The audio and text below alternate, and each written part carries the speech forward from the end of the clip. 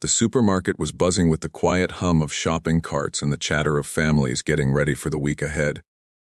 But in aisle 7, a silence hung in the air that no one noticed, except one man. James Donovan, a self-made millionaire, stood by the shelves of organic produce, glancing absent-mindedly at his shopping list. He wasn't looking for anything in particular. His assistant usually handled groceries, but today he had decided to shop for himself, to feel a little normal again. Success had given him wealth, mansions, cars, and recognition, but lately, he found himself craving something he couldn't quite name. That's when his gaze shifted. A young woman, her hair messy from exhaustion, stood holding a can of baby formula. Her hands trembled slightly as she looked at the price tag. Beside her sat a little girl in the cart, maybe 2 years old, reaching out toward the canister, babbling something sweet and innocent.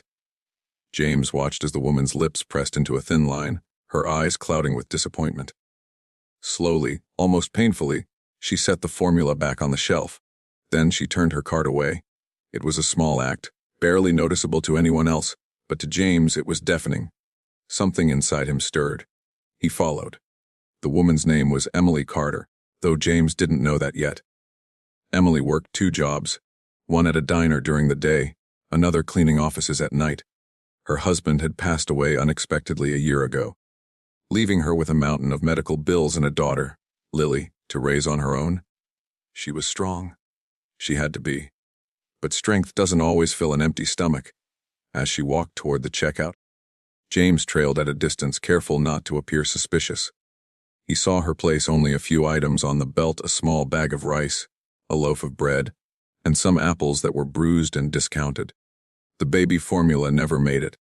When she fumbled with her worn-out wallet, his chest tightened.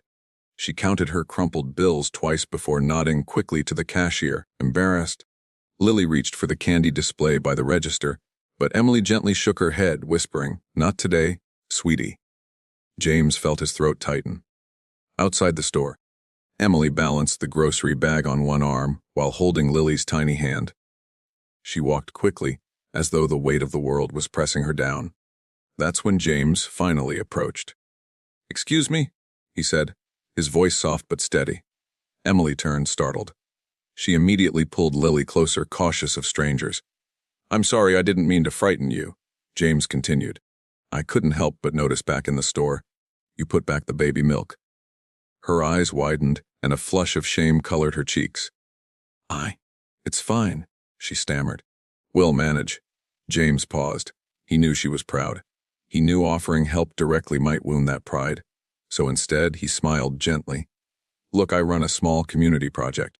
We try to support hardworking parents when things get tough. If you don't mind, I'd like to help you out." Emily hesitated. Life had taught her that promises from strangers often came with strings attached. But Lily tugged at her arm and said softly, "Mommy, milk." Emily's heart broke right there. She nodded reluctantly. James insisted on walking back into the store with her. This time, he paid for 3 large containers of baby formula, a basket full of groceries, diapers, and a few treats for Lily. When the cashier rang everything up, Emily's eyes filled with tears. I don't know how to thank you," she whispered. James only smiled. "Just promise me something.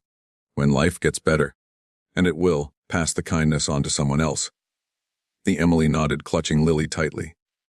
That could have been the end of their story. But James couldn't stop thinking about her. He wasn't a man easily moved by emotions. Years in business had hardened him. Yet something about Emily's resilience, her quiet dignity, struck a chord deep inside him. The next day, he drove to the diner where she worked. He didn't reveal who he was at first. He simply sat at a corner booth, ordered coffee, and watched her work tirelessly, smiling at customers even when exhaustion was written all over her face. After a few visits, he struck up small conversations. Slowly, he learned her story. The long hours, the debt, the nights she cried quietly so Lily wouldn't hear. One evening, as he watched Emily leave her second job and walk into the cold night with her daughter in tow, James made a decision. "Emily," he said, catching up to her, "I'd like to offer you a job." She froze. "A job? Doing what?" "Oh, I run several companies," he explained carefully. "But what I need is someone trustworthy, hardworking, and honest. You've shown me all of that. I want you to manage one of my charity projects. It pays well, has flexible hours, and you'll have time for Lily. Emily's first instinct was suspicion. Why would a wealthy man care about her? But when she looked into his eyes, she saw no pity, no hidden agenda, only sincerity. With trembling hands, she accepted. The weeks that followed were transformative. Emily stepped into her new role cautiously, but quickly proved herself invaluable. She coordinated food drives, organized support groups, and helped struggling families just like hers. For the first time in years, she wasn't just surviving, she was thriving. And James, he rediscovered something he thought he had lost: purpose. His money had always built businesses, but now, through Emily, it built hope. Of course, challenges didn't vanish overnight. Emily still battled self-doubt, wondering if she truly deserved this new life. James wrestled with his own guilt for living in luxury while so many suffered. But together they pushed forward, using their strengths to balance one another. Lily flourished too. With proper nutrition, warmth, and stability, her laughter became brighter, her steps bouncier. One evening, as Emily tucked Lily into bed, the little girl whispered, "Mommy, we have enough milk now." Emily's tears spilled freely, but this time they were tears of gratitude. Months later, James hosted a community event, unveiling a new initiative to support single parents. As he gave his speech, he invited Emily to the stage.